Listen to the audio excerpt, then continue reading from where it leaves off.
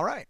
So at this point, I'm assuming you've had a little practice with solving two-dimensional projectiles, and you're definitely good at solving one-dimensional motion with acceleration or with constant velocity. So here we are. We have a little harder problem. We have Felix. He's going to kick a ball off the top of a corner of a 40-meter high building. He's going to kick it off that corner up and at an angle. So it's at 20 degrees up from horizontal. So this shows here 20 degrees up from horizontal from the corner of a building, okay, coming off the top corner of a building. And it's going to go to the right horizontally at a constant velocity, but meanwhile it's going to act as a projectile going up and coming back down. In a vertical plane, it'll be accelerating downward the whole time. Okay, when we're solving these two-dimensional projectile problems, we pretty much go through a similar set of steps. So I'm just going to go ahead and just go through a little outline real quick of those things. And it's a little color-coded here. We're going to start with our overall velocity, and we're going to need to break it into its two components. We're going to need to break it into its vertical and its horizontal components. And we'll do that because once we have our vertical components, which I'm color-coding in red here today, we'll solve the vertical. We'll take all the numbers that are vertical and we'll solve that vertical. Generally, there'll be more information in the vertical that enables us to solve that problem. Typically, we may have to solve the vertical in more than one way, maybe on the way up and then on the way down.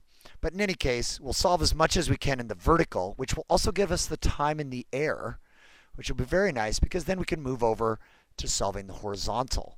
And then using the horizontal component of the velocity, we'll be able to figure out how far it moves sideways, which is very easy because it's constant velocity. Once we've solved everything about the vertical, separate from everything about the horizontal, then we have to bring it all back together again at the end and come up with an overall final velocity at the end, usually with an angle. Anyway, let's get started. The first thing we want to do is take the velocity and break it into its components, which we did in our first unit when we were looking at vectors. So this should be pretty straightforward. We have 20 meters per second at 20 degrees. So we can use sine, which is opposite over hypotenuse, and we can get that to be 6.8 meters per second for the initial vertical velocity. And notice I'm calling it initial because we know that vertical velocity is going to change as time goes on and we have the acceleration downward due to gravity. Now, using the cosine, I can figure out how much of this 20 meter per second is moving horizontally. So I use the cosine of 20 degrees times 20, and I get about 18.8 meters per second velocity horizontal. And notice that's not going to change. We're going to keep 18.8 meters per second horizontally the whole time. Okay? So once we've solved those two components, we can go on to solve the vertical. So we're going to look at the vertical first. And you're good at doing this by now, so I'm not going to show as much work. I'm going to show two locations here, the initial and final velocity on the way up. So our initial velocity here, we just solved for. Don't use the 20. Please don't use the 20 here. We just worked hard to take that 20 and figured out we'd have a 6.84 meters per second vertically. That's the vertical velocity. That's the initial vertical velocity. And that's why our initial vertical velocity here is 6.84. Okay, so we're not using the 20. We don't use the 20 ever again. We're only using the vertical component of the 20. So we're going to use 6.84 initial vertical velocity right here. We're going to have the top be the end. And so that is a final velocity of 0. And I'm using acceleration as negative 9.8. So those are our three things we know. We don't know the time. We don't know the displacement, but you know how to solve these equations now, and you could easily plug and chug, being careful with the negatives and the positives, and you should get these numbers if you use negative 9.8. So now we know the time in the air going up. We know the vertical displacement on the way up, 2.38 meters on our way up. So that's one problem vertically. I could choose to do a different one. I could choose to have the top be the initial and the bottom be the final. Okay, and that gives us a different set of information. Now my initial velocity would be 0 vertically.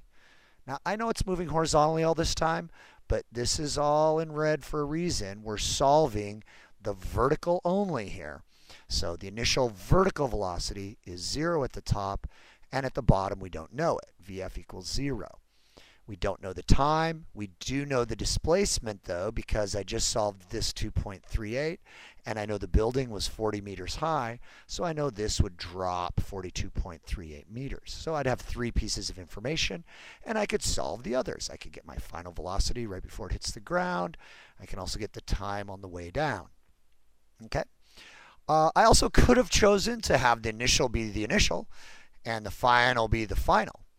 And this has advantages because I would know the initial velocity of 6.84 because that's that same initial velocity here. I would know the displacement because that's just the building from here to here is negative 40 meters going down because that's the height of the building. I would have known the acceleration due to gravity, and I could have solved this problem first right away to get this same final velocity. And it's nice that they match depending on which way you chose to do it.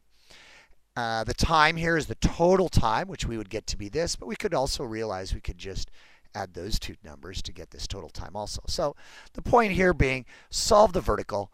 It's the same thing we did last unit. There's lots of ways you could go about solving this vertical. Pick one and do it. If you just pick one of them, you might not have enough information and you might have to do another one in order to get all the information you need about the vertical. But at this point, we've solved everything there is to know about the vertical.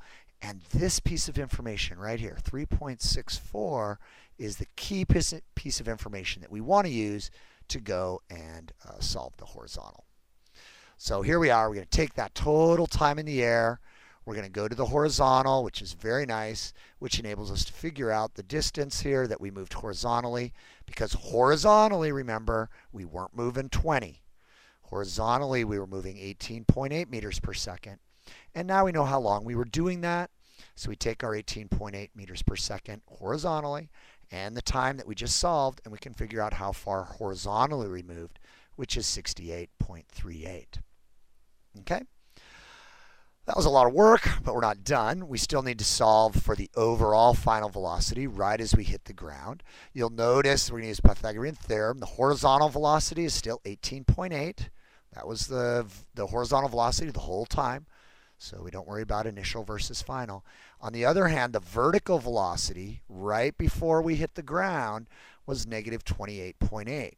So it was moving both in a horizontal direction and in a vertical direction right before it hit the ground. And so we want to solve for that overall velocity right here. And we can do that using the Pythagorean theorem. We get around 34 meters per second. We can also use an arctangent to get the angle. Looks like I'm doing down from horizontal the way I've drawn this picture here. This angle here, down from horizontal. Okay? So that gives us our overall final velocity using, again, Pythagorean theorem and an arctangent. Okay? Here's all the information. Notice I solved a lot of things about this projectile here. Here we have our building.